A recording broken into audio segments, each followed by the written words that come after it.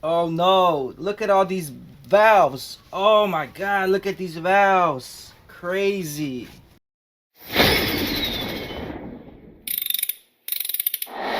Hey, what's up, kid family? Welcome back to the channel. It is a new year. Snow is underway and we have to keep working on this GM Ecotec abandoned motor. So let me bring you guys in, fill you in with what's been going on, because it's been a couple weeks since I made the last video. All right, here's the engine as it sits, and this is everything we removed thus far. Pretty much intake manifold, exhaust manifold, the timing set right over here. And if you guys are interested, check out the previous videos to see what we were doing. And we got stuck last time on the video because to remove the head of this motor, you need to take off 4 of these screws. These are male Torx, 2 inside, 1 over here, 1 over there, 2 out here. And we got stuck because we don't have tools like this. So we had to order on eBay the correct sockets right here. And the correct socket is a female Torx E 12 female socket. So now we are able to continue this project, continue removing the head, and then diagnosing further problems. We already know that the head gasket is probably blown because of all this milky consistency inside the valve train, leading us to believe coolant contamination definitely did take place in this motor. So let's continue with today's project. I am sick, guys. It is a little chilly and cold, but let's go ahead, let's just knock this out, remove the head, and go from there. So the most important thing is when you're removing the head bolts, you guys want to make sure you remove them in a proper sequence. You know, with my old engines that I had no idea about, I just went 1, 2, 3, 4, 5, 6, 7, 8, 9, 10. That's how we remove them. Little did we know you can warp the head by removing it that way. There's a specific sequence each engine manufacturer recommends you to take to remove the head properly without warping it. So right here we found out the sequence, and this is the sequence we are going to be using to remove that head. Also, going into the future, there's also a specific and different way to torque and tighten your head. The sequence is much different than the one to remove it. So make sure you guys pay attention when working on motors so you don't screw it up. Alright guys, so one little trick I found out is if you don't have these E12 female sockets, some guy said you can use a 6.10 mil and try to take these off. It might round some of the edges, but you might be lucky and be able to get away with it. Again, in our case, we just ordered a small set. We never had them. Sometimes they might come handy in the future. So let's go ahead and take these bolts off right here.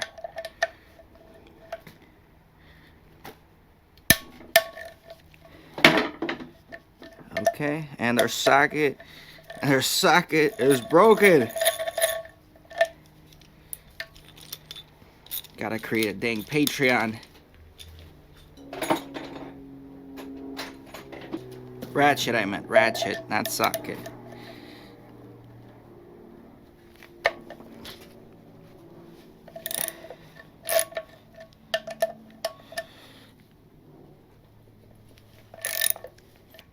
So the other two are actually in the timing chain cover.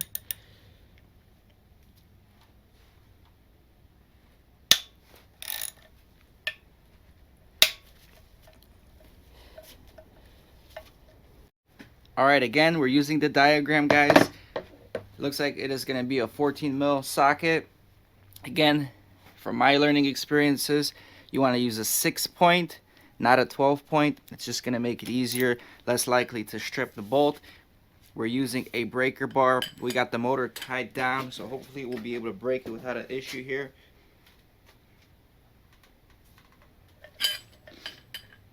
I really don't know what the proper head bolt number is. This is, like I said, I'm using a 15. A 14 was too small and a 16 is too big, so forgive me for not having all that information with me. I tried googling it. We do not know. I couldn't find the information, so here we go. And something is not moving. I don't know. Am I stripping it? Let me take another 15 mil. I don't like this 15 mil. It looks like this 15 mil previously was already kind of rounded off.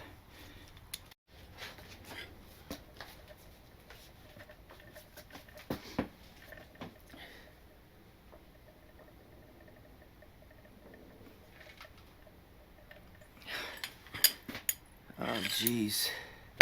I swear my tools, look what just happened. This extension is spinning in the socket head. Wow. I'm telling you, man, Patreon, need to get some more tools. Alright, let's try that again.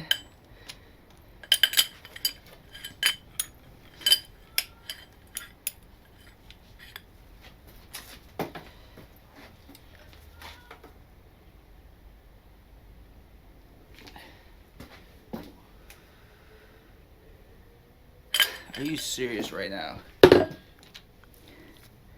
Same problem.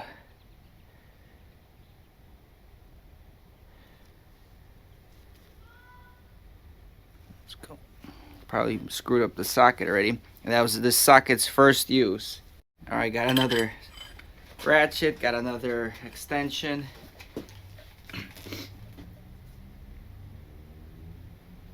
What the heck?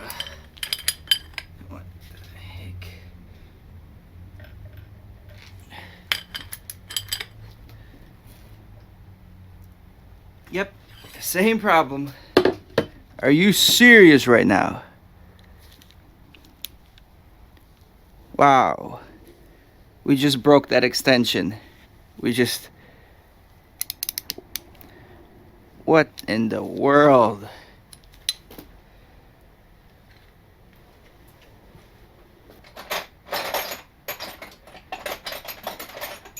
Alright, now we have a name brand extension. Let's give it a shot. I don't know how much longer I can keep breaking things.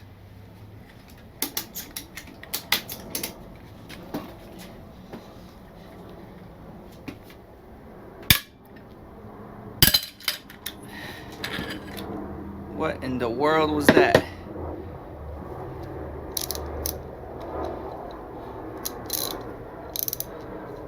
I have no idea. Let's try that again.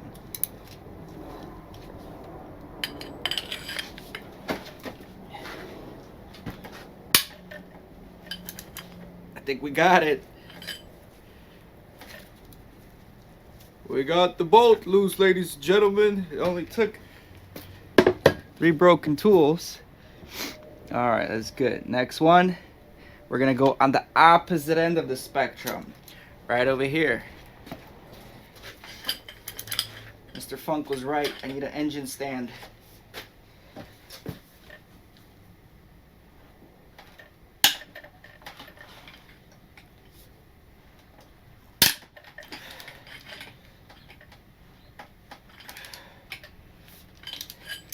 Alright, looks like we found a ratchet and socket combo that's not going to break on us every time.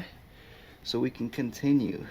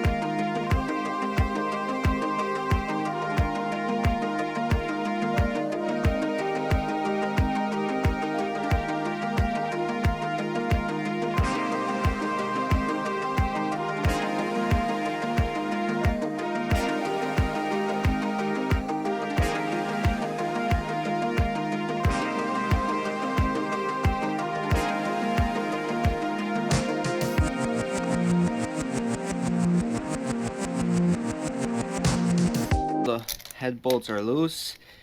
Now we're just gonna pretty much undo them as much as we can. Once that's done and ready, we're gonna take the strap off. The motor, I wanted to hold it during this process because the engine moves a lot, and I wanted something to hold it down so it's easier to undo these bolts. Alright guys, now that we have the straps off, we can try to lift the head off a little bit. So there's a few areas here that you can just kind of try to pull the head up. As you guys can see, the head is already lifted off. There's another area right here meant for your screwdriver to go into, so you can pry it up.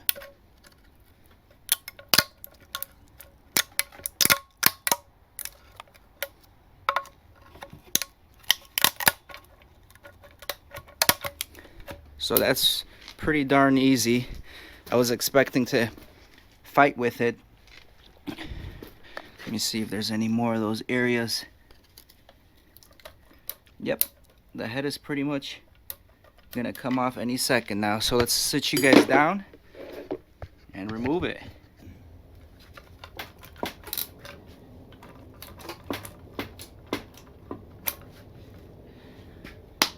Forgot to remove the Torx screws all the way. Okay, let's try this again.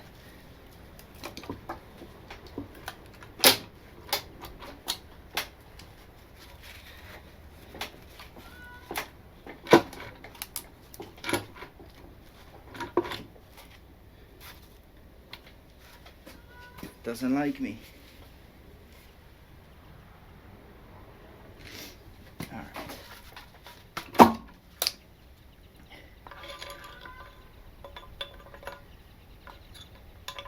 Let's just take these bolts off. These bolts are holding the bottom just a little bit. I want to keep these in the same area just in case, you know, we end up or somebody ends up reusing them. These head bolts are torqued to yield, so you're not supposed to reuse them. You're supposed to order new ones. Alright, hopefully that solves the issue.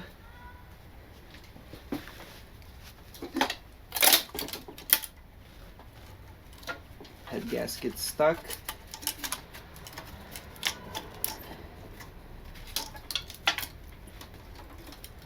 Really don't want to pull the head gasket because I want to observe it. I don't want to break it.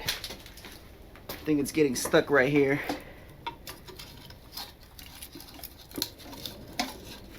Are we rolling? Yeah, we're rolling. Here we go.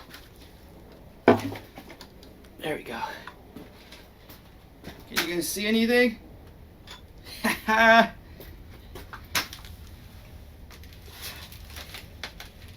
I'm laying that head on cardboard. We don't want to damage it, but let's check this out. Now this is the good stuff we've been waiting for. Alright guys, so I already removed the head gasket, cleaned it off just a little bit. Not that we're gonna reuse it or anything, but just trying to get a better idea of how everything looks, if there's any crack in the head gasket.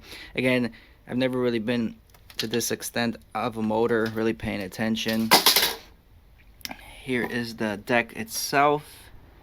One thing that I did notice is obviously there's a ton of junk on the pistons, and we had oil. Remember guys, we did the wet compression test, so I'm glad that oil kind of soaked into the top of these pistons, because it's gonna make cleaning a lot easier. And even just doing this with the piston being soaked, I'm removing a lot of junk right here. But the next thing I'm noticing is between each cylinder there is space. It's like a crack, but it's so uniform on all of them. I'm sure this is just the process of how they make it, but I remember always looking at the Honda motors. I've never seen space in between there. I mean, that can just weaken the cylinder walls, in my opinion. And then let's take a look. And right now, just looking at the cylinder walls, they look pretty good. I don't see an obvious crack in cylinder 2 and 3. I don't see an issue. There is still some very fine cross hatching, so It looks like the piston rings had no issues. I mean, the cylinder walls had no issues. I'm hoping cylinder 1 and 4 are the same, but that's gonna have to happen when we take off the water pump timing and the balance shafts. We'll take those off and we'll experiment. So let's go ahead and move on to the head right now. For the head, I've made a cardboard box here, and we're just gonna put the head bolts in here in the proper order so we don't lose track of it. Again, staying organized is very critical, even though on a proper rebuild these will go to the garbage because you cannot reuse torque to yield bolts. But I've seen people do it, and people run their motors. There's a way to measure these bolts, actually, to measure the amount of stretch. But I was looking online and I see these bolts for anywhere from $40 to $80. So it's not too expensive if you're just trying to buy a new part. Alright, so we got that organized. Now this is the most critical thing that I'm worried about in this motor. I'm worried about the valve. So when we turn this head over, we'll really see if there's any damage between the valves and the cylinder pistons. Like, I don't see any imprints or anything on the cylinders here of the valves, but I could be wrong. There's a lot of soot here that could hide those imprints. So if we turn this head over and there's no problems with the valves, that means the timing was fine. That means most likely at this point of the game, we still didn't take off the bottom end, we still didn't check any clearances or rod knock, but most likely at this stage of the game, if the valves check out, that means that probably could be just the head gasket. So let's check it out.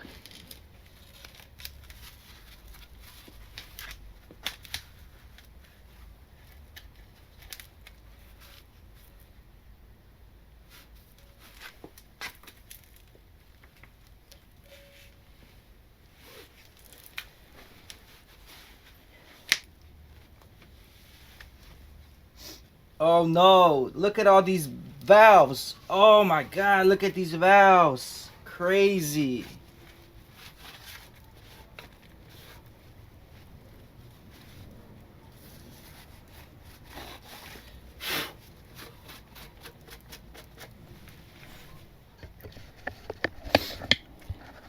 Well guys, I'm very happy at this point. I don't see any contact between the valves and the head. Everything seems round. Everything seems fairly clean. So just take a look for yourselves.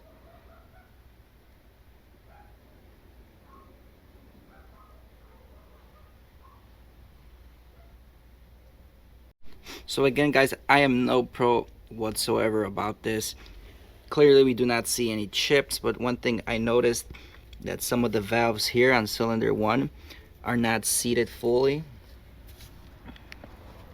Some of the intake and exhaust valves have a little bit of gap in between them compared to cylinders like this.